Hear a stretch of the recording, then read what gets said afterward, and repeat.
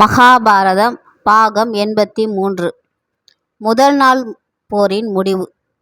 உத்தரன் முறைப்படி போர் முடிந்துவிட்டது என்று எண்ணி வில்லையும் முதுகில் கட்டிக்கொள்ளும் அம்புகள் நிறைந்த சிறு கூடையையும் கழற்றி கீழே வைத்தான். அப்பொழுது சல்லியன் உத்தரன் மேல் திடீரென்று வேலை ஏவினான். இதனால் உத்தரன் எதிர்த்து சமாளிக்க முடியாமல் வேலிற்கு இரையானான். சல்லியன் வீசிய வேல் உத்தரனின் நெஞ்சுக்குழிக்குள் ஆழ பதிந்துவிட்டது. உத்தரனின் உயிர் விரைவில் உடலை விட்டு பிரிந்தது. வெற்றி வீரனாக போர்க்களத்தில் ஆரவாரம் செய்து கொண்டிருந்த உத்தரன் சில வினாடிகளில் விண்ணகம் புகுந்து விட்டான். சல்லியன் உத்தரனை கொன்றான் என்று அறிந்த துரியோதனன் மனமகிழ்ச்சி அடைந்தான். பாண்டவர்கள் தங்கள் துணைவனான உத்தரன் இறந்ததால் மனம் வருந்தினர். பீமன் உத்திரனை கொன்ற சல்லியனை பழிவாங்குவேன் என்று உறுதி செய்து கொண்டு கிளம்பினான். பீமன் கோபமாக சல்லியனை துரத்தி கொண்டு வந்ததால் பயந்து ஓடி பதுங்கி கொண்டான். பீமனை பார்த்தவுடன் துரியோதனனும் மற்ற வீரர்களும் சேர்ந்து எதிர்த்து வந்தார்கள். பீமன் துரியோதனனின் படை வீரர்களை கதாயுதத்தால் ஓங்கி அடித்து அவர்களை சிதற செய்தான். துரியோதனுடைய தேரை அடித்து சிதைத்து தூளாக்கினான். துரியோதனன் போர்க்களத்தில் யாருடைய உதவியும் இல்லாமல் இருந்தான். அவன் தோற்றுவிட்டான் என்று அவனை சுற்றி நின்றவர்கள் நினைத்தார்கள். பிறகு சல்லியன் பதுங்கி கொண்டிருந்த இடத்தை சுவேதன் அறிந்து கொண்டு அவனை தாக்குவதற்கு சென்றான். சுவேதனுக்கும் சல்லியனுக்கும் இடையில் கடுமையான விற்போர் நடந்தது. சல்லியனுக்கு துணையாக சுவேதனை எதிர்ப்பதற்கு துரியோதனன் 6 பெரிய வீரர்களை அனுப்பினான். சல்லியனும் உடன் இருந்த 6 பேரும் சுவேதனுடன் விற்போர் செய்தார்கள்.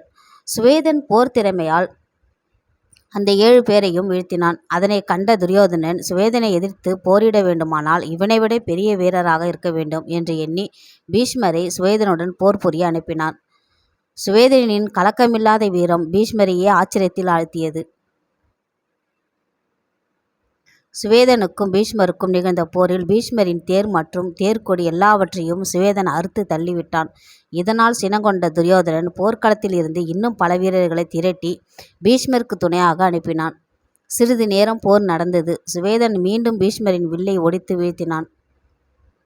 இதனால் கோபமடைந்த பீஷ்மர் சுவேதனிடம், உனக்கு தைரியம் இருந்தால் வில்லை வைத்துவிட்டு வாளை கொண்டு போர் பார்க்கலாம் என்று கூறினார்.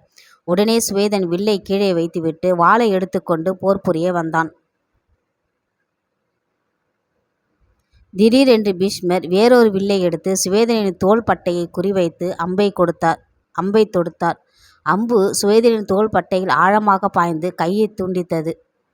இதனால் கோபமடைந்த சுவேதன் வில்லை எடுக்க முயன்றபோது மீண்டும் பீஷ்மர் இன்னொரு அம்பை சுவேதன் மேல் எய்தபோது அந்த அம்பு சுவேதனின் மார்பிலே தைத்து அவனை கொன்று விட்டது. சுவேதன் தடுமாறி மண்ணில் வீழ்ந்தான். பீஷ்மர் சூழ்ச்சி செய்து சுவேதனை கொன்று பழி தீர்த்து கொண்டார். முதல் நாள் போரிலே வீரமாக போர் புரிந்த உத்தரனும் சுவேதனும் வீழ்ந்தது பாண்டவர்களுக்கு பெரும் துன்பத்தை ஏற்படுத்தியது. விராட மன்னனின் மகள்களான உத்தரன், சுவேதன் இருவரையும் முதல் நாள் போரிலே இழந்ததால் கிருஷ்ணரும் தருமரும் விராட மன்னனுக்கு ஆறுதல் கூறி மன சமாதானம் அடைய செய்தனர். மறுநாள் அதிகாலையிலேயே 2ஆம் நாள் போருக்கான அறிகுறிகள் விறுவிறுப்பாக தொடங்கிவிட்டன. கிருஷ்ணர் திருஷ்டதுய்மனை பாண்டவர்கள் சார்பில் படைத்தலைவனாக்கினார். முதலாம் நாள் போரில் உத்தரனும் சுவேதனும் கொல்லப்பட்டதால் 2ஆம் நாள் போர் படைகள் திருத்தி அமைக்கப்பட்டன. கிரெஞ்சப்பறவை வடிவில் படைகளை அமைத்தார்கள். அதனால் 2ஆம் நாள் போருக்கு கிரெஞ்சப் வியூகம் என்று பெயர். துருபத மன்னன் அதற்கு தலைவனாக நின்றான். தர்மர் பின்புறத்தில் நின்றார். திருஷ்டதுய்மனும் பீமனும் சிறகுகளாக இருந்தனர்.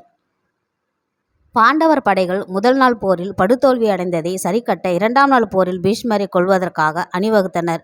ஆனால் கௌரவர் படைகள் பீஷ்மரை காத்து நின்று போரிட்டது. ஆனால் அர்ஜுனன் அனைத்து படை வீரர்களையும் எதிர்த்து பீஷ்மரை கொல்ல கடும் போராட்டம் நடத்தினான். துரோணர் பாண்டவ படைகளின் தலைமை படை தலைவனான திருஷ்டதுய்மனை அம்புகளால் துளைத்து விட்டார். இதனால் பீமன் படுகாயமடைந்த திருஷ்டதுய்மனை போர்க்களத்திலிருந்து வெளியே அழைத்து சென்று விட்டான். பீமன் திருஷ்டதுய்மனுக்கு உதவி செய்ய வந்ததை கண்ட கலிங்கவேந்தன் எதிர்பக்கத்தில் பீமனை எதிர்ப்பதற்காக வில்லை வளைத்து கொண்டு வந்தான். கலிங்கவேந்தனின் படையில் யானைகள் அதிகமாக காணப்பட்டது. மனித படைகளை அழிப்பதை விட யானை படைகளை அழிப்பதில் பீமனுக்கு அதிக மகிழ்ச்சி. பீமன் கலிங்க வேந்தனையும் அவன் யானைப்படைகளையும் அழித்து தோசம் செய்ய ஆரம்பித்தான். கலிங்கவேந்தன் பின்வாங்குவதை தவிர வேறு வழியில்லை என்று எண்ணி தன்னுடைய யானைகளுடன் மட்டும் அன்றி பிற படைகளிலும் பெரும் பகுதி அழிந்ததால் தோல்வி அடைந்து விட்டேன் என்று கூறி ஓடினான். கலிங்கன் ஓடிய பின்பு பீஷ்மரை பீமன் எதிர்த்து போரிடத் தொடங்கினான்.